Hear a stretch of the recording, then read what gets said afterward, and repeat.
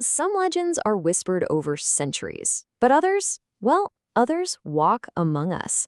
Today, we're diving into the story of a man so revered, his own community gave him a title that honestly reaches beyond the mortal world. That's right, not a king, not a hero, but the Tep Jiao, a living god. I mean, think about that for a second. That's a title that carries some serious weight, and it was given to a Buddhist monk by the very people he served. So how does a man earn a title like that? To really get it, we can't just look at his life. No, we have to go deeper.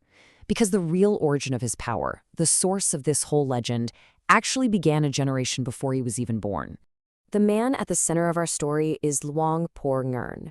But this isn't just a simple biography. It's an origin story.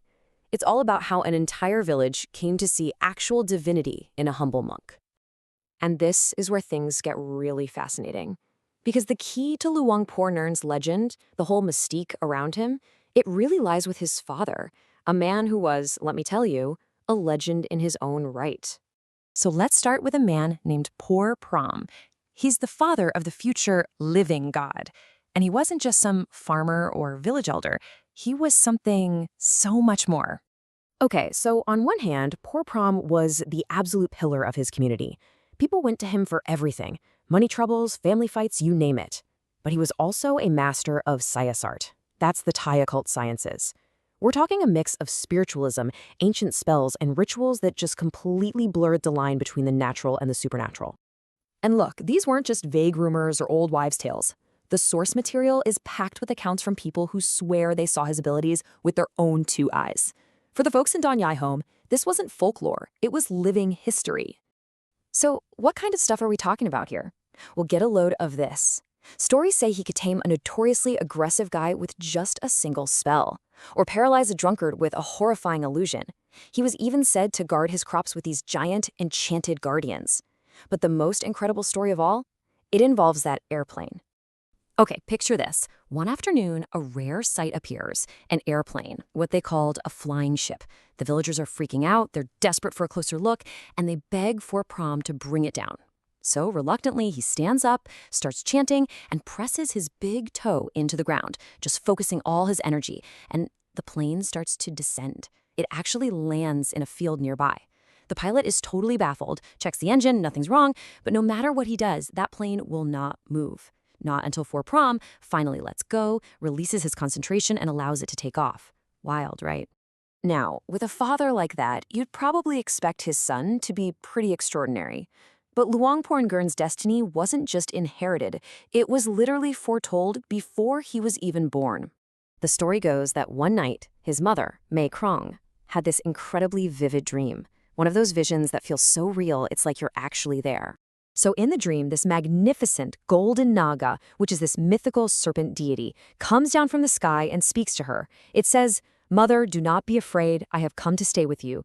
And then it coils itself up and enters her body. When she told Phra Prom about it, he knew instantly what it meant. She was going to have a great and virtuous son.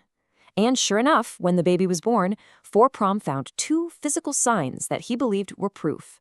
Confirmation of the prophecy.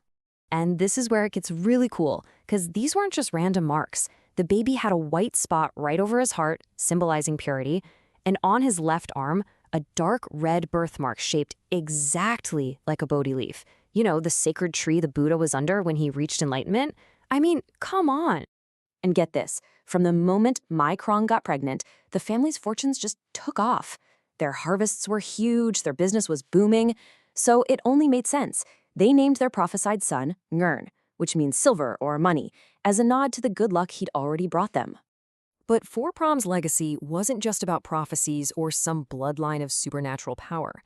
He believed the most important thing he could ever give his son was something way more practical, and maybe, just maybe, a lot more powerful. You see, for Phra Prom, money and land, that stuff was temporary. True wealth was character. He was way more focused on building his kids' integrity and work ethic than leaving them a bunch of cash. And his lessons were just part of their daily life. Every single day started at 4 a.m. Their house was basically a school where he taught all his children to read, write, and recite prayers.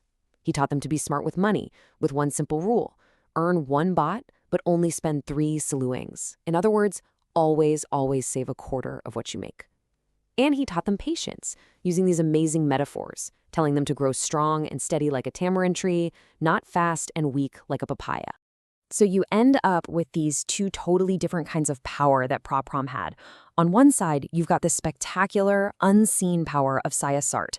And on the other, you have the quiet, daily power of his teachings, the power to build the moral foundation of his children, brick by brick. The villagers called his son, Luang Pho Ngern, a living god. But was that title earned because of the mystical stuff, like pulling airplanes from the sky? Or was it because of that deeper magic Phra Prom passed down, the kind that builds a person of just unshakable integrity, discipline, and compassion? It really makes you wonder, which one is the truer magic?